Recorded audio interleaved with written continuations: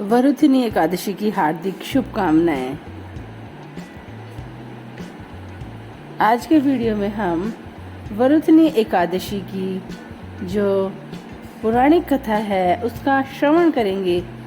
इस कथा को श्रवण करने मात्र से ही समस्त पापों का नाश हो जाता है। एक बार की बात है, भगवान श्री कृष्ण से अर्जुन ने पूछा कि भगवान वरुणथी एकादशी जो आती है उसके विषय में आप मुझे कुछ बताइए, उसकी कथा क्या है। भगवान जरा आप हमें वरुथिनी एकादशी की कथा सुनाइए।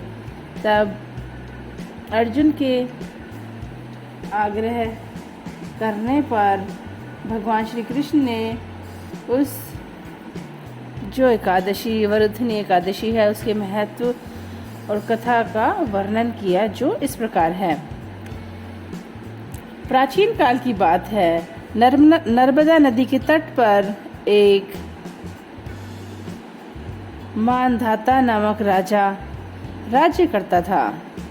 वह राजा बहुत ही तपस्वी, दयालु और दानशील प्रवृत्ति का था। एक समय की बात है, राजा जंगल में तपस्या कर रहा था।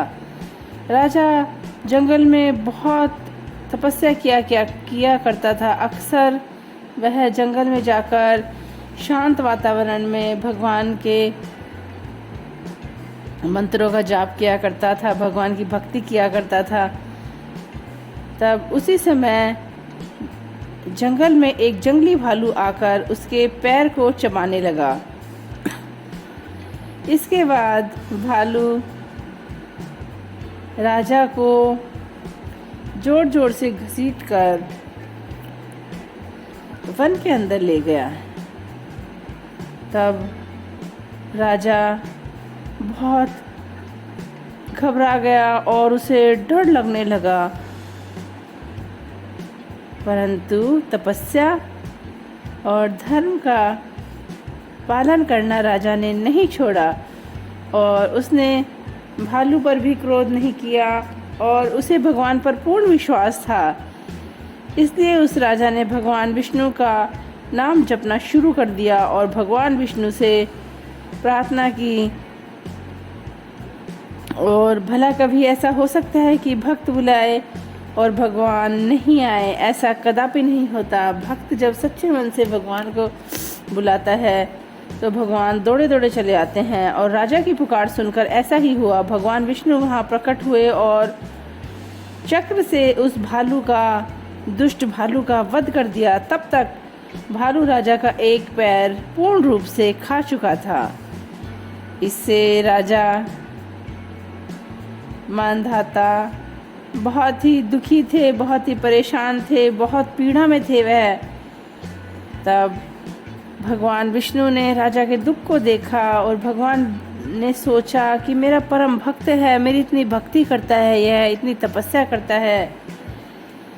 तब भगवान ने राजा से कहा, तो मथुरा जाकर मेरी वराह अवतार की जो प्रतिमा है उसकी पूजा करना और जो वरुथिनी एकादशी आती है उसका व्रत करना और भाव से मेरी कथा सुनना और विधि पूर्वक एकादशी का पारण करना, जागरण करना।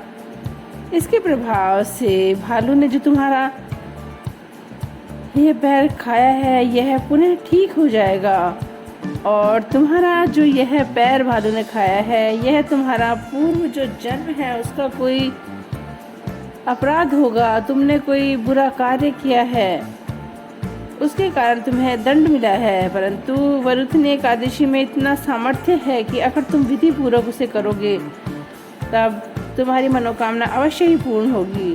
तब राजा ने विधि विधान से जो वरुथिनी एकादशी है उसका व्रत किया और पारण किया। पूर्ण श्रद्धा से भगवान के मंत्रों का जाप करते हुए जागरण किया और देखते ही देखते राजा फिर से सुंदर अंग वाला बन गया और राजा के सभी कष्टों का नाश हुआ। इसी प्रकार वरुथनी एकादशी के दिन जो भी भक्त इस कथा का श्रवण करता है, वैसे तो एकादशी का व्रत सभी व्रतों में सबसे श्रेष्ठ होता है। हमें जो भी एकादशी आती है वह सारी एकादशी करनी चाहिए, परंतु लोगों की अपनी अपनी मजबूरी होती है, बीमारियां होते हैं, शारीरिक कष्ट होते हैं, उनके कारण अगर वे एकादशी नहीं कर पाए तब भी हमें एकादशी के दिन एकादशी की जो कथा होती है उसका श्रवण करना चाहिए, भगवान की पूजा पाठ और भगवान के मंत्रों का जाप करना चाहिए। इससे हमें पुण्य की प्राप्ति होती है और हमारी सभी मनोकामनाएं पूर्ण होती है, हमारे पापों का नाश होता है। Thanks for watching. इसी तरह के वीडियो के लिए मेरे चैनल को लाइक, शेयर और सब्सक्राइब करें।